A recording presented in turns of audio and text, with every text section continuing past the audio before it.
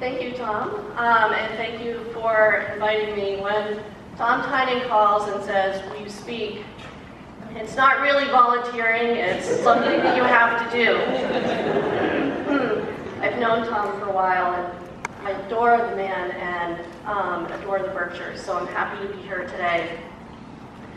I just wanted to do quickly, I work for the trustees, formerly known as the Trustees of Reservations, or TTOR.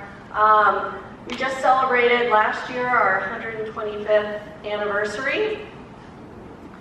And of course, many of you probably know, how many people are trustees members? Thank you all for your support. It means so much to me and the rest of the organization, and really allows us to protect these landscapes. And the trustees focus on scenic properties, historic properties, and ecologically significant properties.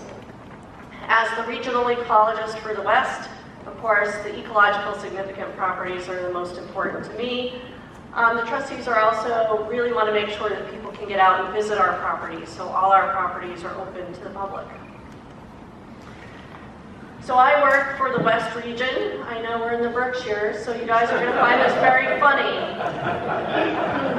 If you notice, there's actually, even funnier, is the green dotted line, which is even further east of the solid green line, is the actual boundary of the West region of the trustees right now.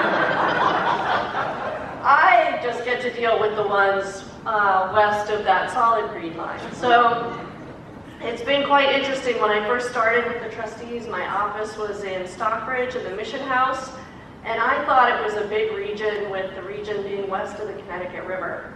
But they just keep giving me more. So I'm really happy to just be talking about the Berkshires today. I also, when thinking about what I wanted to talk about today, I've done a lot of talking of threats to biodiversity. You may have heard me speak about non-native invasive plants a lot, and how important they are to protecting our native biodiversity. Here's false pennyroyals on the right being threatened by black swallowwort.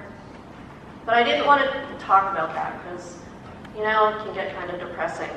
And I wanted to really think about and share with you some of the amazing places where I get to work. But being an ecologist and knowing a little bit about a lot of things, but not a lot about anything, I thought I would talk about what happens when you take native species, combine them together with soils, geology, topography, into things that we call natural communities. So this is a good way to kind of partition the landscape, and as an ecologist, bring a little bit of science into a talk that is basically about pretty pictures of places that I love to visit. So, natural communities are groups of species that recur together on the landscape under these particular environmental conditions: geology, water, topography, and the boundaries often grade in together. But I want you all to know that, you guys already know natural communities. You don't have to be like all these botanists that are studying all the individual species within them. It's that power of observation. So, we have common natural communities that everyone's probably familiar with. Northern hardwood forest, red maple swamps, wet meadows. And then there are rare natural communities like black ash swamps, calcareous sloping fens, ridgetop pitch pine scrub oak, floodplain forests like what this background image is. And those rare natural communities, and some of the best examples of the common natural communities, are mapped and tracked by the Massachusetts Natural Heritage and Endangered Species Program, so that they can keep track of them and try to protect natural communities as a component of the biodiversity of Massachusetts. So now let's just get into the more fun photos. I'm going to have better big photos soon. But if we look at Notchview Reservation out in Windsor on Route 9, 3,000 acres, one of the most spectacular properties that I get to work on. We have a cross-country ski program there. I'm really excited that that's really just part of the property, and there's vast acreage out there that's relatively unvisited. So we have Norway and white spruce plantations. Plantations aren't really a natural community, but they're a way to kind of partition out the vegetation on the landscape. And they can be, tens of acres. Natural communities can be really big. They can also be really small, like forest seeps, where you're looking at something less than an acre. You can also have natural communities like the northern hardwood forest as a natural community can have a component of really big old trees. Bob's going to be talking about big old trees soon. Or it can be second growth and have much younger stands. And natural communities can be nested within each other as well. So the stream in this photo can have some natural communities along it, as well as being within a matrix of northern hardwood forest. Wetlands, we have a lot of wetlands up at Notchview. If you've ever been up there, we have black spruce forest up in the Drowned Lands, an amazing place to be. We have wet meadows with native iris growing in them. And natural communities on the landscape can also change over time. So beavers, one of our big engineers, can actually change something from an upland forest to a wetland. Mountain Meadow in Williamstown. This is a gorgeous view of the meadow. Most of our grasslands, particularly in the Berkshires, are cultural, right? We have to maintain them as open because they really want to be forests. But that doesn't reduce their significance as important natural communities. For all those people in the Hoffman Bird Club, you guys all love grassland birds, I would imagine, so you know the importance of having grassland habitats. But Mountain Meadow has more to it than just this one meadow. It has some really great oak hickory forest, successional forest that's changing over time, and some shrub swamps. So there's kind of a lot of habitats to get out and visit at Mountain Meadow. Field Farm, just a little south of Mountain Meadow in Williamstown. Again, big stretches of cultural grassland that we're actively keeping open, but it has some amazing rich music forest in it, which is really nutrient rich, has a real biodiversity of wildflowers within it, northern hardwoods within it as well, and again, beaver ponds. So here's just an image of a beautiful columbine. All right, I have to grade into a little bit about invasive plants. So the really fun thing about this photo, and it warms my heart when I see it, is this is a year after I had gotten a bunch of students out there, I think from MCLA actually, to dig out Japanese barberry that was starting to crowd out vegetation. And I had no idea there was columbine within that area of the forest. And so when I came back to see that the barberry was dead and saw this columbine, you can't, it's just exciting. Anyway, so I also wanted to kind of chime in that although the natural communities are often described by their plant members, trees or shrubs, they're really important for wildlife and for species. And so some animal species are really tied to certain natural communities.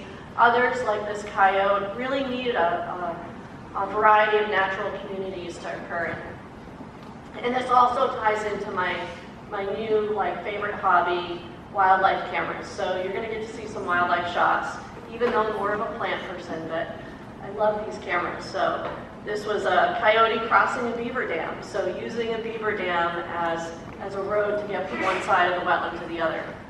He doesn't look like he wants to be wet. All right, Monument Mountain. Many of us think of kind of the summit of Monument Mountain with the pitch pine up there, the exposed rock. Tom probably still thinks of it as a place where Could be rattlesnakes there, and Tim as well. But there's 600 acres, and so we have a huge variety of natural communities there. And if you ever have a chance to walk on the backside of Monument Mountain, it's gorgeous. There's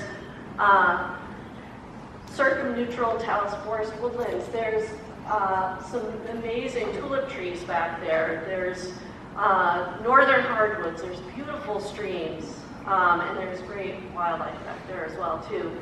And amazing rock outcrops that support rare species. So these rock outcrops and some different rock types will have little pockets of really rich flora that are not seen anywhere else on Monument Mountain. Tyringham Cobble. Here's yet another grassland that we're looking at. It's like, all right, Julie, I've seen enough cultural grasslands. But I went out to Tyringham Cobble on my first exploration, and I was like, okay, another pasture. And I got out there, and the plants were telling me, no, we're so much more than pasture. And there was gentian, and there's grass of Parnassus, and there's Potentilla fruticosa, I forget the shrubby cinquefoil. And it's out there, and so it's this calcareous sloping fen. It's, groundwater, calcareous rich groundwater is coming up to the surface and really changing what plants occur there. So always be ever observant, looking and seeing what you think might be maybe something different or exciting, or different and exciting. McLennan Reservation is also in Tyringham. It's another one of my favorite reservations because trails are on only a little part of it, and I get to explore the rest. This is up near Hill Pond, so a pond that's been kind of grows and shrinks with beavers over time and has this amazing shrub meadow bordering it, and it's gorgeous. Lower slope at McLennan, bordering Ashatully, is again beavers impacting a stream, making a marsh community.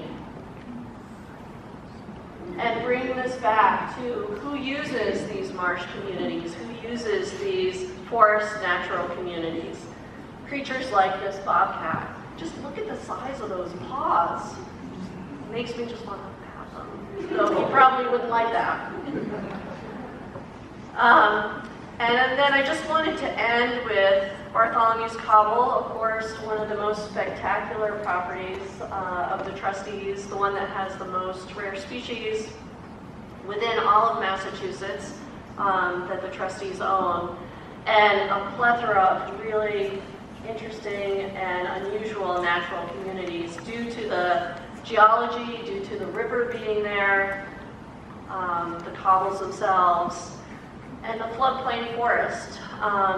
And so I did just want to kind of end with a couple of projects where, we can enjoy and appreciate these natural communities on the landscape. Some of them have been impacted by humans more than others.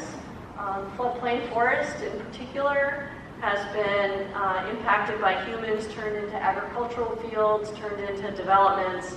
At Bartholomew's Cobble, we have about 10 acres of major river floodplain forest that is just phenomenal.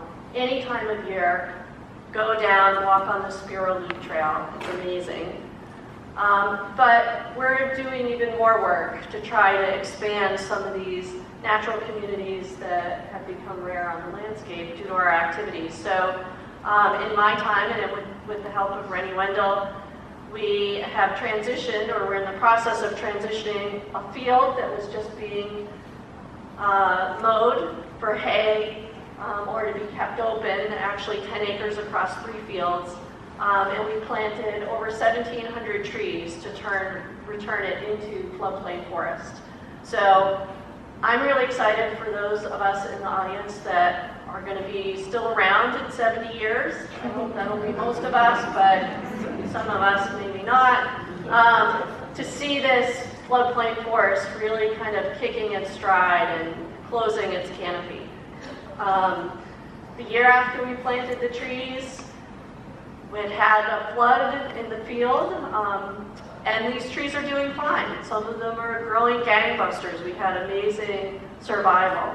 So we can enjoy that into the future and watch these trees grow. The floodplain forest also can support some vernal pools. And then also at Bartholomew's Cobble again, another project that we're doing with restoration is maintaining grasslands. So there was grassland on one side of the property at Bartholomew's Cobble that had become overgrown with invasives. Multiflora rose, bittersweet, also had young cedars came in, right? So all our grasslands want to be forests. And so natural succession was taking place. And over the last couple of years, we've gone in and cleared out all those woody vines, the shrubs to return it to grassland. And Newman helped us put in kestrel locks, and hopefully we'll have this for grassland breeding birds. So again, this is really, I just want to show off these pictures. I have to admit it, but I can tie it in, right? So all these creatures, wide-ranging mammals, need multiple natural communities in order to survive. So knowing what the natural communities are in the landscape, doing that observation, enjoying the Berkshires is really kind of key to learning more about where are these creatures going to be, what do they need to survive, when do they need uplands, when do they need wetlands. So with that, thank you all very much.